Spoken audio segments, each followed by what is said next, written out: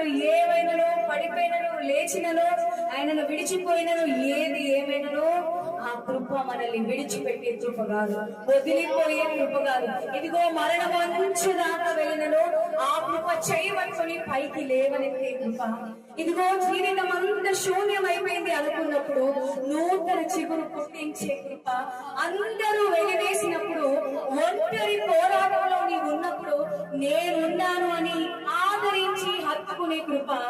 ఆ కృపయే నేను నిలబెట్టు కృప, ఆ కృపయే నేను నడిపించి కృప. తండ్రి నీ వందనాలు. గడిచిన వారం అంతయు నీ రెక్కల కింద ఎత్తి పట్టుకున్న విధమును బట్టి నీకు వందనాలు.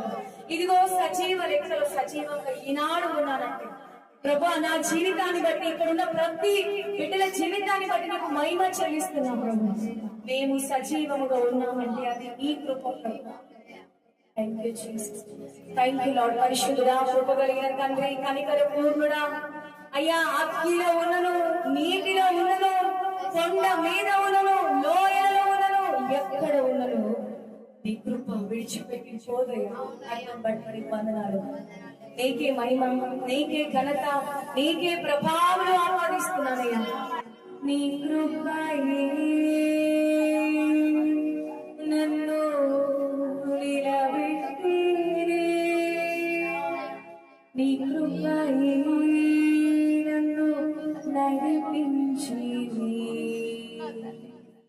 ఎల్ షాddai నా దైవమే, ఎల్ రోయి నా తండ్రివే, యెహోవా నా రాజువే. నా పరమ వైద్యుడా నీకు వందనాలు ప్రభు. ఈ శరీరములు నీవే, ఈ జీవితాలు నీవే, ఈ ప్రాణము నీవయ్యా. ఈ మట్టి ఘటనలను ఎన్నుకొని నీ మహిమను చూపుతున్నందుకు నీ కృతజ్ఞతలు ప్రభు.